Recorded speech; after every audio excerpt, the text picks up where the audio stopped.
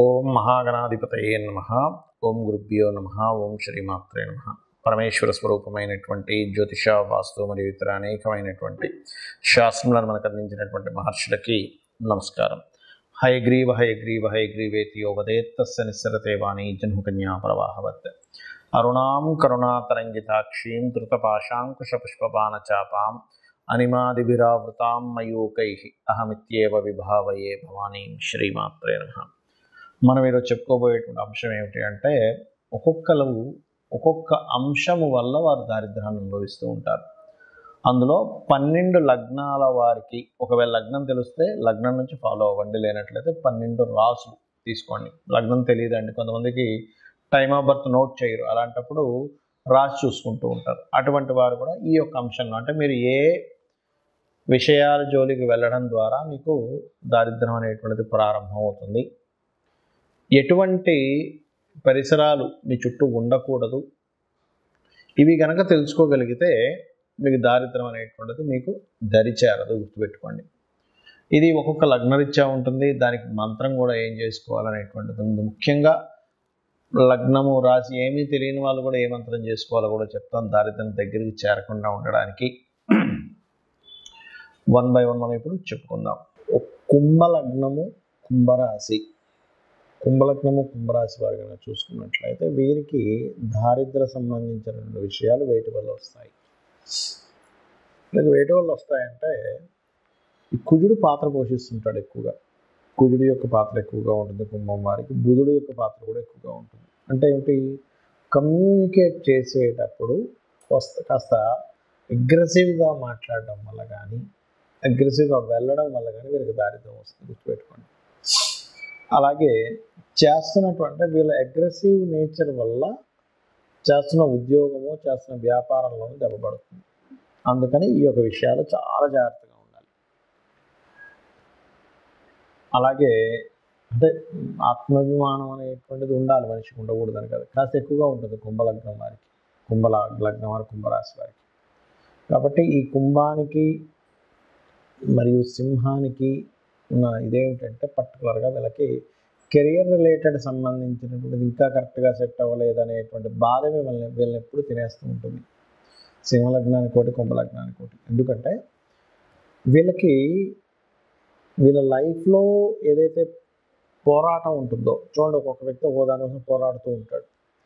అంటే అలా ఒక వ్యక్తి చిన్నప్పుడు చదువులో ఇబ్బంది అవుతూ పోరాటం ఉంటుంది, లేదా కొంతమందికి సెటిల్మెంట్ అవ్వడంలో పోరాటం, లేకపోతే ఒక వ్యక్తిని ఎవరైనా ప్రేమించి ఆ వ్యక్తిని దక్కించుకునేటువంటి దీంట్లోనే పోరాటం, లేకపోతే పెళ్ళి అయిపోయి వివాహమైనటువంటి భార్య కావచ్చు, భర్త కావచ్చు, వాళ్ళని కాపాడుకునే దాంట్లో, లేదా పిల్లల్ని కాపాడుకునే దాంట్లో, ఉద్యోగం కాపాడుకునే దాంట్లో వీళ్ళకి ఏమవుతుందంటే, కెరియర్ రిలేటెడ్ సంబంధించినటువంటిది నాకు సెట్ అవ్వకపోవడం వల్ల ఇంకా నేను ఇబ్బంది పడుతున్నాను అంటే వీళ్ళకి బాగా ఉంటుంది కుంభం వారికి. అందుకని ఈ కెరియర్ రిలేటెడ్ ఇష్యూస్ క్లియర్ అవ్వాలంటే మొట్టమొదటిగా మీరు చేయాల్సింది సుబ్రహ్మణ్యేశ్వర స్వామి ఆరాధన, లేదా నరసింహస్వామి యొక్క ఆరాధన. గుర్తుపెట్టుకోండి. అంటే ఇక్కడ రాంగ్ స్టెప్ వేస్తారు వీళ్ళు, కుంభం వాళ్ళు కూడా. అంటే ఒక కెరియర్లోకి వెళ్ళాల్సింది ఇంకోటి తీసుకోవడం. ఒక రకంగా మీరు మీ యొక్క కెరీర్ డెవలప్ చేసుకోవడానికి తీసుకోవాల్సిన స్టెప్స్ అలా కాకుండా ఇంకో రకంగా ప్లాన్ చేసుకోవడం. ఆవేశంలో ఏదో ఒక కెరీర్ పరంగా ఒక నిర్ణయం తీసుకోవడం, ఆవేశంగా జాబ్ వదిలేయడం. కొన్ని కేసెస్లో అయితే నేను చూసాను, కుంభం సింహలగ్నం వారు మంచి పొజిషన్లో ఉంటే కూడా అక్కడ ఆఫీసర్తోనో లేకపోతే ఎవరితోనో ఏదో గొడవ పడి అక్కడ కెరీర్ వదిలేయడం జరిగింది.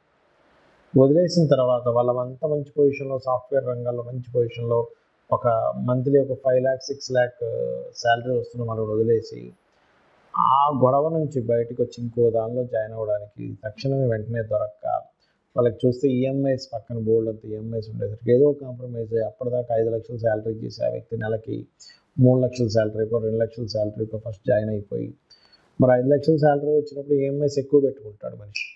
ఈ 3 లక్షలు 2 లక్షలు వచ్చేసరికి ఈఎంఐలకి అయిపోతుంది. కాబట్టి ఏమిటి, కెరియర్ చేసే జాబ్ విషయంలో తొందరపాటు నిర్ణయాలు మీకు దారిద్ర్యానికి ముఖ్యంగా హేతు అవుతుంది. కాబట్టి ఈ యొక్క విషయంలో జాగ్రత్తగా ఉండాలి.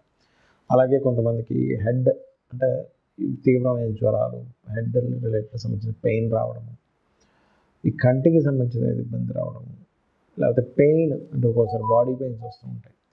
వాటి వల్ల కూడా కొంత ఎక్కువగా అనుభవిస్తూ ఉంటారు. మరి ఇవన్నీ రాకుండా ఉండాలంటే ఎక్కువగా నరసింహస్వామి, సుబ్రహ్మణ్యేశ్వర స్వామి ఆరాధన మీకు ఆ దారిద్ర్యం నుంచి బయటపడేస్తుంది.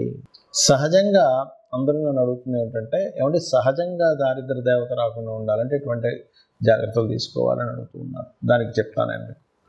ఒకటి గుర్తుపెట్టుకోండి, ఇంట్లో గనక సూర్యోదయం అయిన తర్వాత కూడా ఎక్కడ పక్కలెత్తకుండా నిద్రపోతూ ఉన్నట్లయితే దారిద్ర దేవత ఖచ్చితంగా ఇంట్లో ఎంటర్ అవుతుంది. అంటే మీరు అనుకోవచ్చు, ఏమండి మా ఇంటి పక్కన పెద్ద బంగ్లా ఉంది, ఆ ఇంట్లో పిల్లలు అయితే అసలు పెద్దాక లేగరు, ఇంట్లో ఎవరు అసలు ఇజ్జేరైనా బాగానే ఉంది అంటే ఒకటే గుర్తుపెట్టుకోండి, వాళ్ళకి పూర్వజన్మల్లో చేసిన పుణ్యము వల్ల ధనాయోగం అనేటువంటిది బలంగా ఉంటుంది.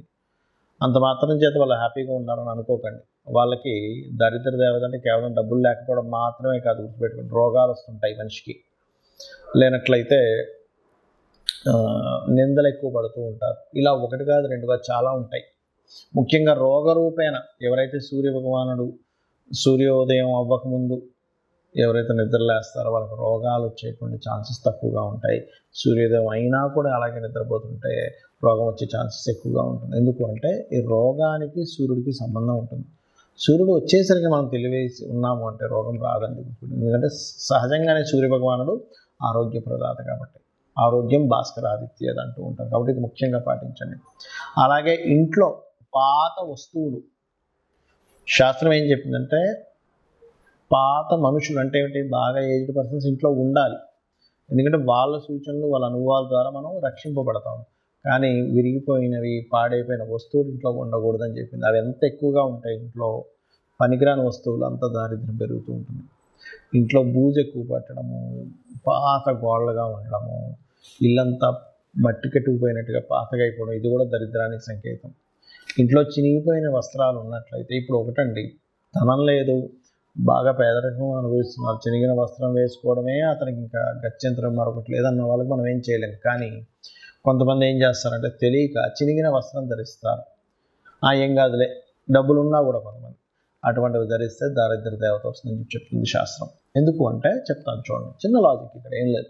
చినిగిన వస్త్రం వేసుకొని ఎక్కడికి వెళ్ళాను, చూశాడు, మన మీద అంచనా వల్ల ఆ వ్యక్తికి చినిగిన వస్త్రాలు వేసుకున్నా అంటే ఈ వ్యక్తి దగ్గర ఏమీ లేదేమో, చాలా దారిద్రంలో ఉన్నాడేమో, ఈయనకి పెద్దగా మనం మర్యాద ఇవ్వవలసిన పని లేదు అనుకునే వాళ్ళు కూడా ఉన్నారు. అందరూ అలా ఉన్నారని నేను చెప్పట్లేదు. కాబట్టి ఆ యొక్క విషయంలో వస్త్రం చాలా జాగ్రత్తగా ఉండాలి. వస్త్రం చాలా మంచి వస్త్రం వేసుకోవాలని మనకు శాస్త్రాలు చెప్తున్నాయి. అలాగే మరొకటి ఏంటంటే, ఇక్కడ మీకు లగ్నం తెలియదు, రాశి తెలియదు, కానీ దరిద్రం రాకూడదు. కొన్నిసార్లు ఏమవుతుందంటే దారిద్ర భావము అని ఉంటుంది జ్యోతిష్ శాస్త్రంలో. 3వ స్థానాన్ని దారిద్ర భావము అంటారు.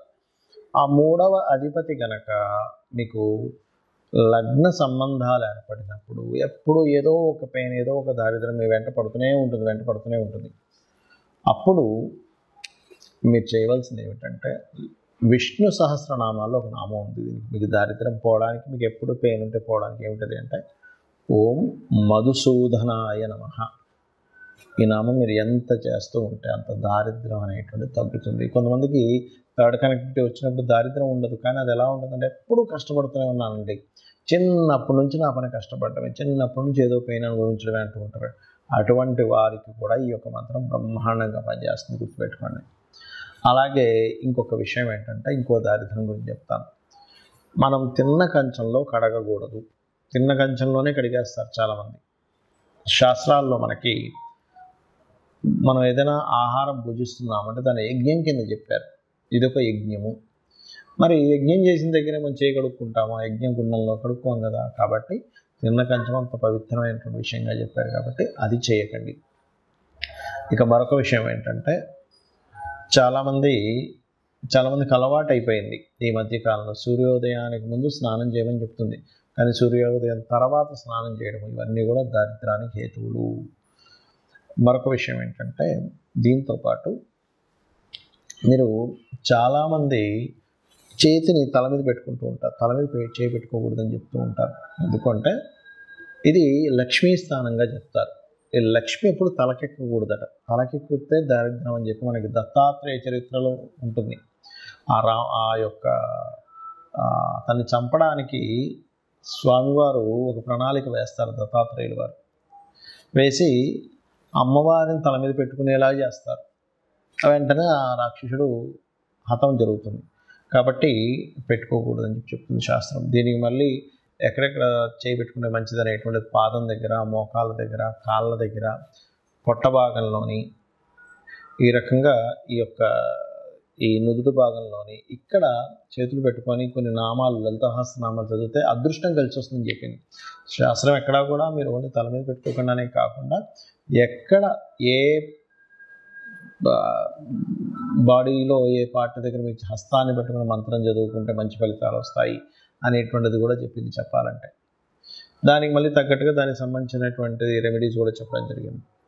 అలాగే మరొకటి ఏంటంటే, ఈ దారిద్ర్యం అనేటువంటిది ఒక్కోసారి మనకి జన్మజాతకంలో 3వ అధిపతి మహాదశలు నడిచేటప్పుడు కూడా ఉంటాయి. మరి అప్పుడు ఎలాగ దాన్ని జయించాలి?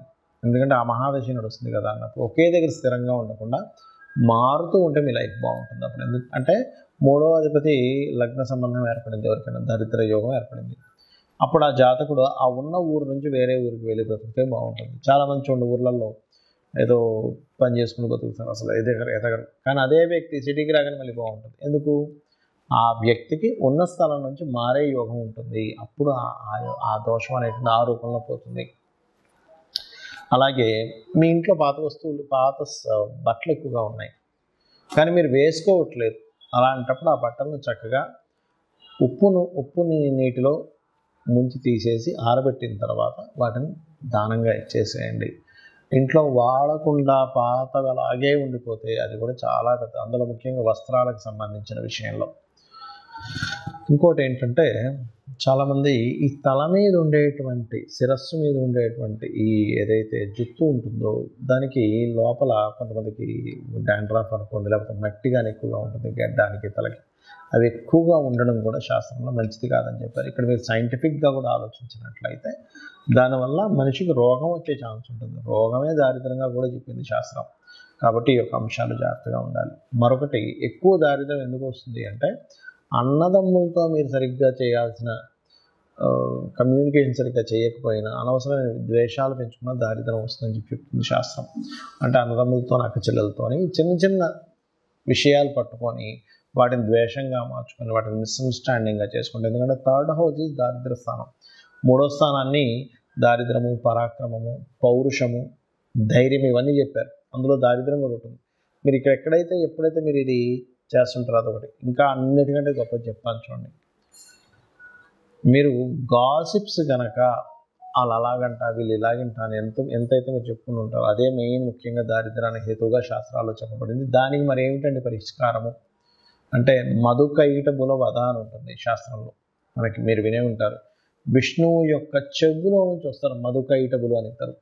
అతను బ్రహ్మని మాతో నువ్వు పోట్లాడు, లేకపోతే నువ్వు మా చేతిలో చచ్చిపోతావు, సంథింగ్ అట్లాంటి భయపెట్టేసరికి ఆ బ్రహ్మ వెళ్ళి విష్ణుమూర్తిని ప్రార్థించడం జరుగుతుంది. అప్పుడు విష్ణుమూర్తి నిద్రలో ఉన్నట్టుగా ఉండగానే ఆ నిద్రకి ఎవరైతే కారకులో ఆ అమ్మవారిని ప్రార్థించడం జరుగుతుంది. అప్పుడు ఆ మధుకైటబులను సంహరించడానికి ఆ యొక్క మహావిష్ణువుని నిద్ర లేచి వాళ్ళిద్దరితో యుద్ధం చేస్తాడు. కానీ ఎంత యుద్ధం చేసినా వాళ్ళు చనిపోరు. అప్పుడు వాళ్ళు ఏం చేస్తారంటే, కాసేపు రెస్ట్ తీసుకుంటా అన్నప్పుడు ఈ అమ్మవారిని అడుగుతాడు మహావిష్ణువు, తల్లి నేను ఎంత సంహరించినా వీళ్ళు చావట్లేదు, మరి ఎలాగా అంటే ఒక ఉపాయం ఇస్తుంది అమ్మవారు. ఏమిటి ఆ ఉపాయం అంటే, ఇతనే వరం ఇస్తా అంటాడు మధుకైటబులు విష్ణువు. నేను మీతో ఎన్ని సంవత్సరాలు 1000 సంవత్సరాలు యుద్ధం చేసిన అయినా సరే మీరు చాలా బాగా యుద్ధం చేశారు, కాబట్టి నేను మీకు వరం ఇస్తున్నాను తీసుకోండి అంటే, వాళ్ళ మతం ఉంటుంది కదా, ఏంటి నువ్వు మాకు ఇచ్చేది ఏంటి వరం, నేనే మీకు వరం ఇస్తున్నాను అంటాడు ఆ మహావిష్ణువుకి వీళ్ళిద్దరు. అప్పుడు ఆ మహావిష్ణువు ఏం చేస్తారంటే, సరే మీరు మాట తప్పకూడదంటే సరే మాట తప్పమంటారు. మీరిద్దరూ నా చేతిలో చనిపోవాలని మహావిష్ణువు కోరుకుంటాడు. అప్పుడు వాళ్ళు ఏం చేస్తారంటే, ఓహో అలాగా అయితే చనిపోతాం కానీ నీరు లేని ప్రదేశంలో మమ్మల్ని చంపాలి అంటారు. కానీ అది మొత్తం నీరే. నీటి మధ్యలో ఇతను శేషపాను పైన ఉంటూ ఆ యొక్క పద్మం నుంచి వచ్చినటువంటి బ్రహ్మగారిని చంపుదాం అనుకున్నారు కదా వీళ్ళు. సరైనప్పుడు ఏం చేస్తారు, అలాగే అని ఇతని శరీరాన్ని పెద్దగా పెంచి అతని తొడల మీద వేసి ఇతన్ని చంపేస్తారు. ఇది మధుకైటబుల వధ ఎవరైతే వింటారో వాళ్ళకి కూడా దారిద్ర నాశనం జరుగుతుంది అని చెప్పి శాస్త్రవచనం. శ్రీమాత్రే నమః.